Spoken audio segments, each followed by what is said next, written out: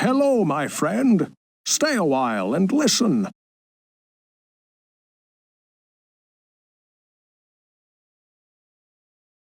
What's going on YouTube? It's Filthy and we're back with another video. Today we're going to be reviewing Diablo 2 Resurrected, kind of from the perspective of a Diablo 3 player. Now, full disclosure, I'm in the Blizzard partner program for Diablo, so I did receive a copy of my Diablo 2 Resurrected for free. I've been making YouTube content for nearly 3 years, pretty much exclusively on Diablo 3, albeit obviously if you've been tuned into the channel lately, you will know that I have been enjoying Diablo 2 Resurrected and I've started to make some guides for that. In terms of past experience with Diablo, it started with Diablo 1 for me. Absolutely love that game. It scared the absolute shit out of me as a kid. And I did play a bit of D2, but not terribly much because it was the days back before I personally had access to the internet. My friends weren't into Diablo, so basically I just kept getting stuck. So I played it quite a lot, but I didn't really make the kind of progress that I wanted to in it. And obviously that was kind of what led me to try D3, and that is pretty much my favourite game. I just love it. Now, I do play other ARPGs. I've spent a bit of time playing Last Epoch, dabbled with a little bit of Path of Exile. I've tried Warhammer Chaos Bane. I've tried Inquisitor Martyr, various other bits and bobs. So this is kind of like my experience of it. So we're going to talk about people who are maybe returning to the game, what features are new, that type of thing. We're also going to cover a lot of the concepts if you've never played the game, because there are a few things that I think are worth talking about. Before we do jump in though, we're going to try something new today. In the comments below, let me know what your favourite Bruce Willis film is. Mine 100% is Die Hard. Yippee-ki-yay, motherfucker.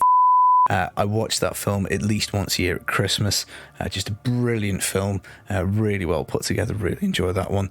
I mean, that's surely got to be the right answer, but let me know in the comments if there are any other Bruce Willis films you enjoy. And other than that, let's kick things off and start going through this. So I think the first section is probably, we're going to call it AV, audio visual. So this is like the graphics, the sounds, and all those types of things. Now this is a really, really hard one to take my nostalgia out of it. So if I'd never played D2, maybe my views on this would have been a little bit different. In terms of graphics, I think the game looks absolutely phenomenal for a remaster. All the elemental effects look fantastic. The character models look amazing.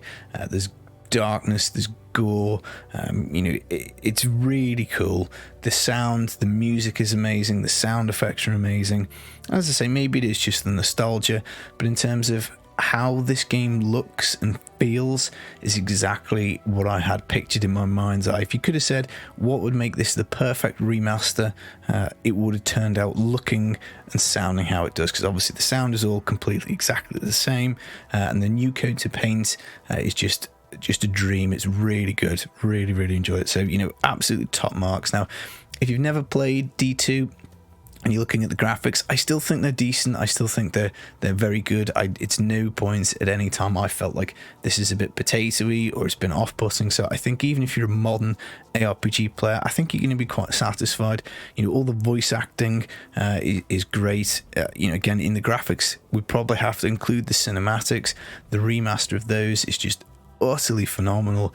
They've redone the whole thing, just brilliant. Again, obviously some nostalgia, but even if you haven't played, I still think it would be hard to argue the cinematics are anything other than top tier. So audio visual wise, feel of the game, just brilliant, maximum possible marks. Now what is Diablo 2? Well, obviously it is an RPG. It is quite different, I think, to Diablo 3. Pretty much the game revolves around playing through the campaign. Now in normal, which is the first difficulty, pretty much most builds can get through the game. If you do not follow a build guide and you start putting points into things just randomly, willy-nilly, you're probably going to find it very difficult. You might still be able to just about get it done, but if you don't follow a build guide, your chances go down a lot. This is a hard game. Nothing is really given to you particularly easily. You do have to fight, and somebody sent me a review of Diablo 2, and the way somebody, I think from maybe it was PC Gamer or Eurogamer put it, is this game is trying to kill you at every available opportunity, and that is certainly how it feels. It's a tough playthrough. Now once you beat normal, you then unlock the next difficulty, which is nightmare. This is a big step up. You do start to run into many more immune monsters that if you're using that particular damage type, you can't physically hurt them. We'll get more onto the immunities later. And again, once you've beaten nightmare, it is harder than normal, obviously. You then go on to hell, and that step up to hell is even bigger again, because you do start to get dual immunities, and monsters, even just regular plain and simple garden variety monsters do start to get their own immunity, so it is very hard. But the story is excellent. It is, again, a nostalgic point. It's very hard for me to take my past out of this. I absolutely love Deckard Cain. I love the world of Sanctuary. But again, even if I did not know it and I was completely new, I still think the story would hold up. You don't have to do all the quests in every act. I always would encourage you to do so, because it's worthwhile looking in every corner of this game. It really has got one of the best single player story and campaigns of an ARPG. You do want to know what happens. You do have a vested interest. Again, as I say, it might be the nostalgia. Now, once you've done the campaign on Hell, you then kind of get up to endgame. In terms of endgame, there isn't a terrible amount here. Now, you will fight a lot of the bosses over and over again to try and get loot. So that could be Andariel, Mephisto, bail runs, that type of thing. It can be Ubers, where you open up portals and take on extra tough bosses. I haven't done that. I've nearly got to the end of Hell with my sorceress, who's like level 82, and then I've got a bunch of characters under 40. Sadly, there is no extra content. There's nothing new and past Diablo 2, so there's no rifts, there's no mapping, there's no bounties like from Diablo 3. All you have is basically loading the game up again on the difficulty max of Hell and just playing through the areas again and again. And some of them are fun because they're quite dense, they've got good mobs, but there's no like random generating. I mean, areas will spawn different monsters at different times. It's not the same monsters all the time. If you're playing an online game, the map will be different each time, so there is some replayability. But at the moment, there is currently no ladder. The servers seem to be pretty unstable, even 3 weeks into the game, which is obviously a little bit of a bummer.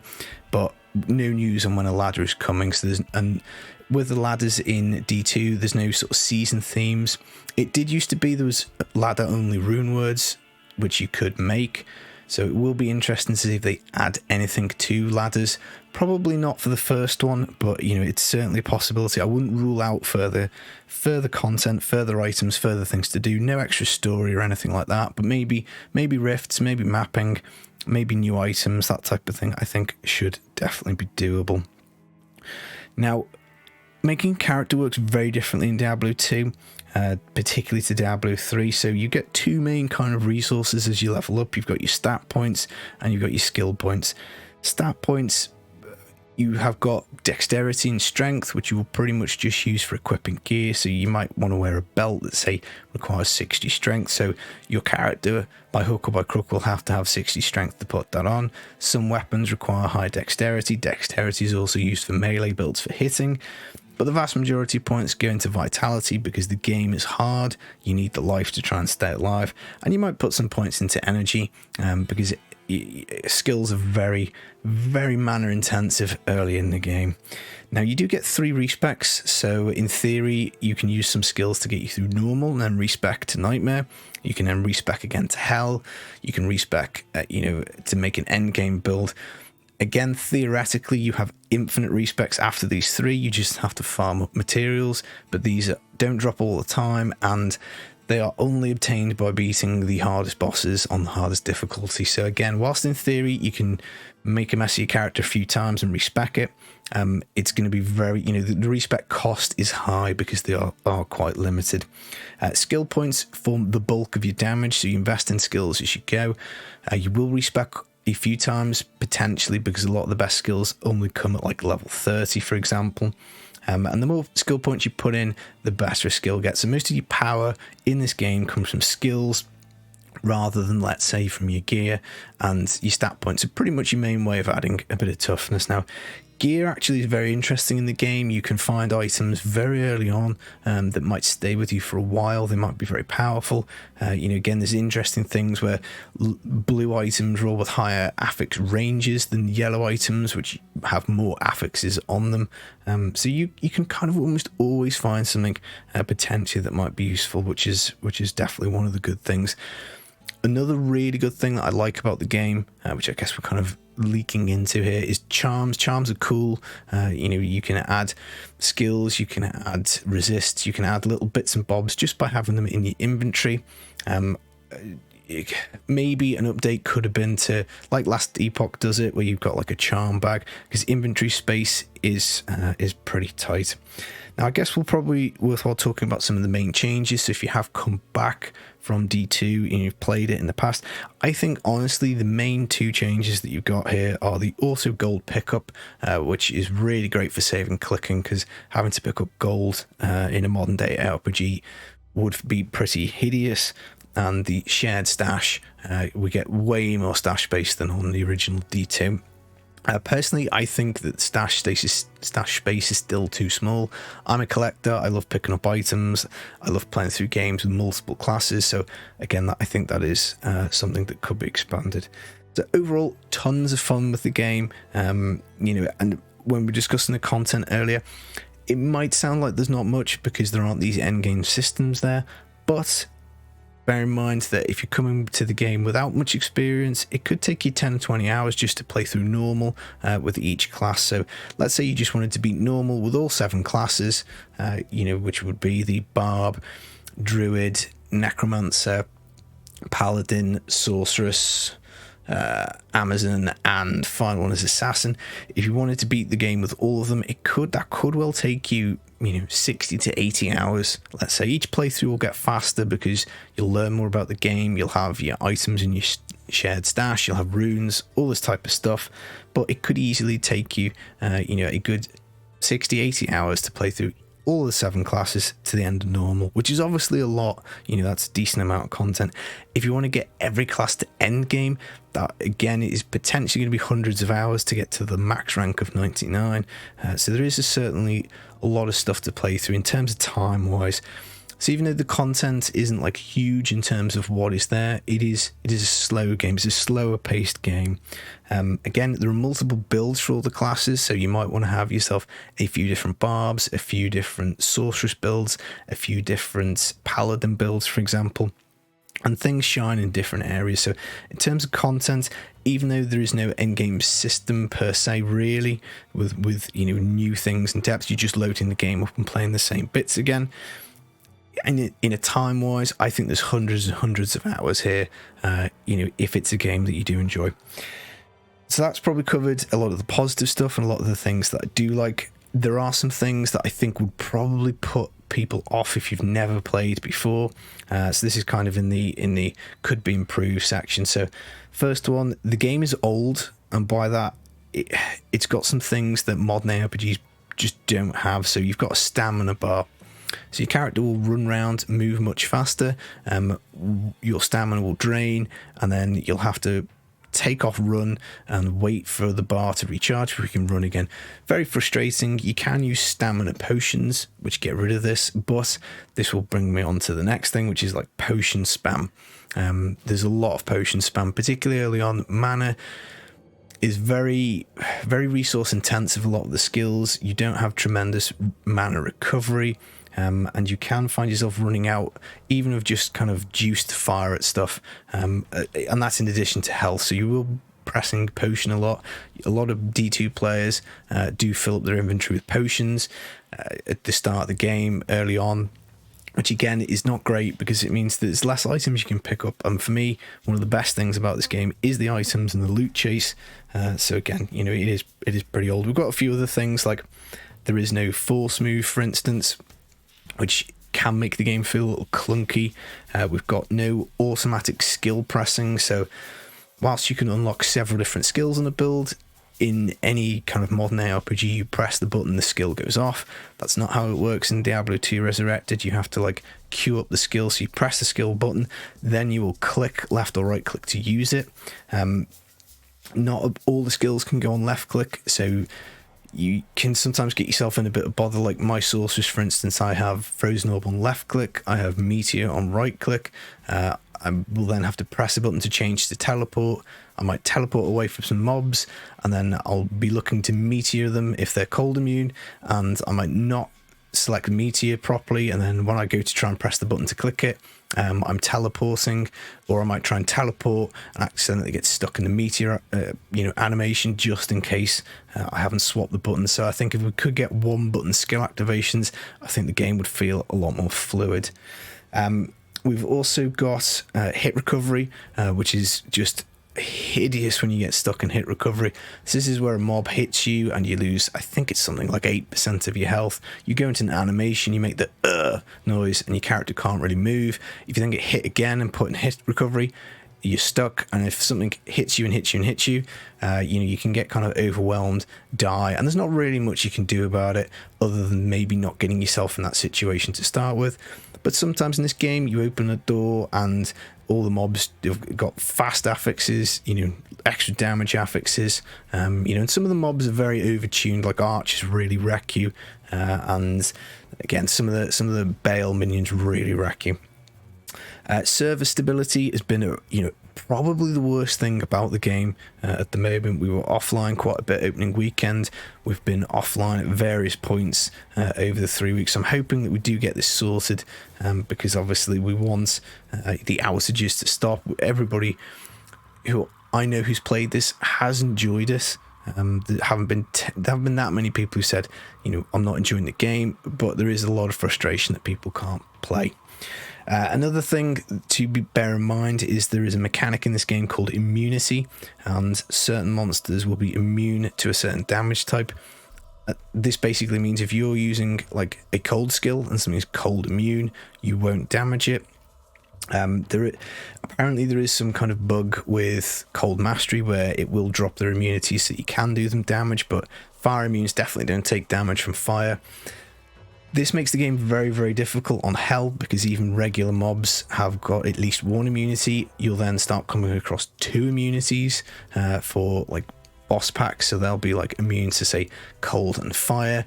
So it can make it very, very difficult, because even on a sorceress, if you've got a dual element build, if you're using cold and fire, you could still get a mob that is immune. You're gonna have to rely on your mercenary to kill it. You might have to use static to kill it.